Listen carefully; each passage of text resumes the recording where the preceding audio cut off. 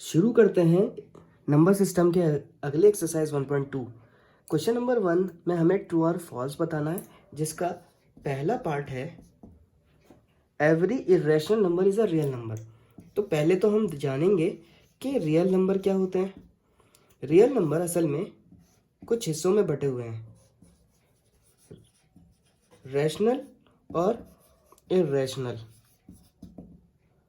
और whole number, natural number, integer, ये सब मिलकर एक रियल नंबर बनाते हैं।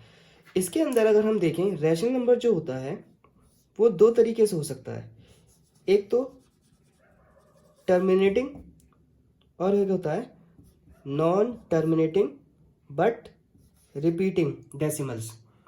इररेशनल जो होते हैं वो नॉन टर्मिनेटिंग होते हैं और नॉन रिपीटिंग होते हैं, लाइक √3 या फिर 1.0, 1.13, 13333 यानी कुछ भी इसके अंदर रिपीट नहीं करता और ये इस तरीके से कंटिन्यू रहता है। और √2 भी। इस तरह के जितने भी नंबर होते हैं सब के सब इरेशनल नंबर होते हैं। अब हमें बताना है कि क्या इरेशनल नंबर रियल नंबर होता है। तो हम देखें कि इरेशनल नंबर तो रियल नंबर के अंदर ही आता है, तो इसका पहला जवाब जो है यस हो जाएगा, यानी ट्रू है इसका जवाब। क्वेश्चन नंबर 2 का सेकेंड पार्ट कहता है every point on the number line is of the form √m where m is a natural number. तो अगर हम देखें नंबर लाइन पर हमारे नेगेटिव नंबर भी आते हैं, यानी सभी तरह के इंटीजर्स 1 0 1 2 3। इधर हम जाएंगे तो पॉजिटिव इंटीजर्स, इधर नेगेटिव इंटीजर्स। तो बताना यह है क्या हर एक पॉइंट पर नंबर लाइन के वो क्या इसी फॉर्म में होते हैं। तो अगर मैं देखूं √m और m को इन्होंने नेचुरल नंबर कहा है, तो m की वैल्यू अगर वह 1 ले लेता हूँ और उसको इसके जगह पर रखता हूँ, √1 जो है 1 के बराबर हो जाएगा। चलिए ठीक है।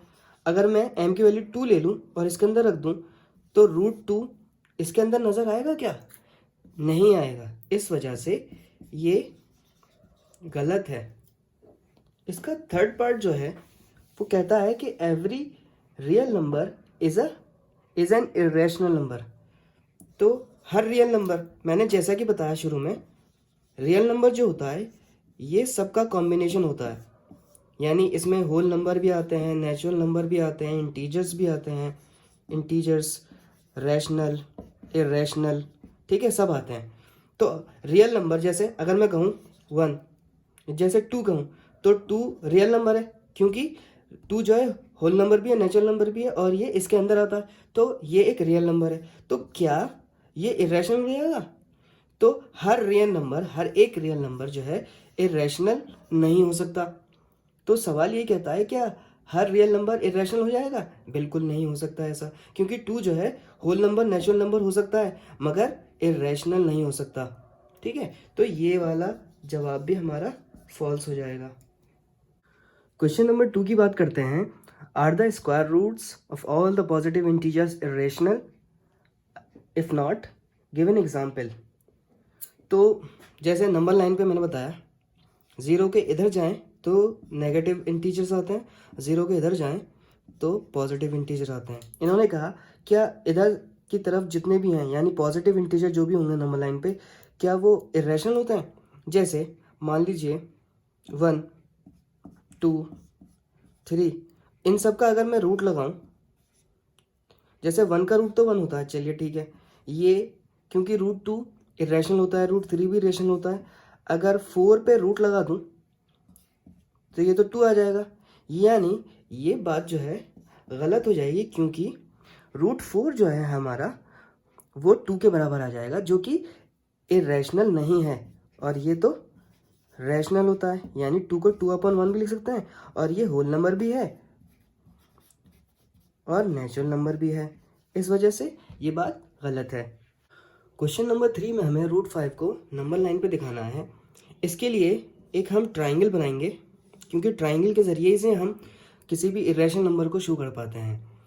और ट्राइंगल जो है राइट एंगल ट्राइंगल होना चाहिए। इसका जो हाइपोटेन्यूस होता है वो हमारा इरेशनल होता है, और जो हाइट लेते हैं हम हमेशा 1 यूनिट की लेते हैं। अब हमें पता करना है कि ये जो बेस है हमारा वो कितना होगा। उसके हिसाब से हम बता सकते हैं कि ये 0 से लेके कहाँ तक की दूरी है। तो इसके लिए हम इस ट्राइंगल का नाम दे देते हैं OAB। अगर हम पाइथागोरस थ्योरम का इस्तेमाल करें, पाइथागोरस थ्योरम कहती है कि जो हाइपोटेन्यूस का स्क्वायर होता है वो परपेंडिकुलर प्लस बेस के स्क्वायर के सम के बराबर होता है। हमारा हाइपोटेन्यूस यहाँ पर √5 है, इस पर स्क्वायर लगा देते हैं। परपेंडिकुलर हमने 1 लिया है और बेस हमें पता करना है कि असल में ये 0 से A तक की दूरी कितनी है, तभी हम नंबर लाइन पे आसानी से दिखा पाएंगे सही तौर पर।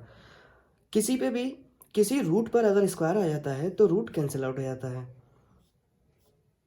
1 का स्क्वायर 1 होता है, हमें बेस पता करना है। 1 इधर जाएगा तो ये प्लस का हो जाए, प्लस का है, और ये ट्रांसपोज होने के बाद 1 बचेगा, जिससे हमारा बेस तो 5 - 1 4 होता है। अब इसको मैं थोड़ा सा यहाँ लिख देता हूँ, बेस स्क्वायर जो कि 4 के बराबर हो सकता है, और जब किसी से स्क्वायर हटाते हैं तो वो रूट की शक्ल लेता है, और ये हमारा हो जाएगा √4। और हमें पता है √4 2 के बराबर आता है। यानी अगर मैं बेस यानी 0 से A तक की दूरी 2 यूनिट लेता हूँ तो इस तरीके से मेरा जो हाइपोटेन्यूस है वो √5 आ जाएगा।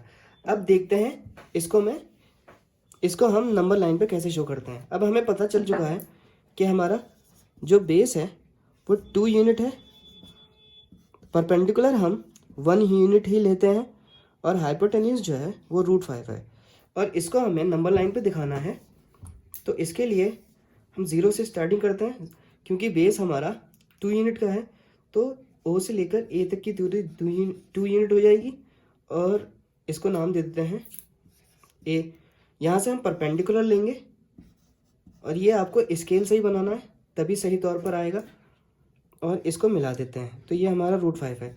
अब इसको नंबर लाइन पे शो करने के लिए हम क्या करते हैं, कंपास लेते हैं, और इसको इस तरीके से यहाँ पे हम अपना पॉइंटर रखेंगे, और यहाँ पेंसिल का पॉइंट रहेगा, और उसको इस तरीके से हम नीचे ड्रॉप करके दिखा सकते हैं कि ये जो पॉइंट है असल में ये √5 को शो कर रहा है। तो इस तरीके से हम बता सकते हैं कि किस तरीके से √5 नंबर लाइन पे शो किया जाता है।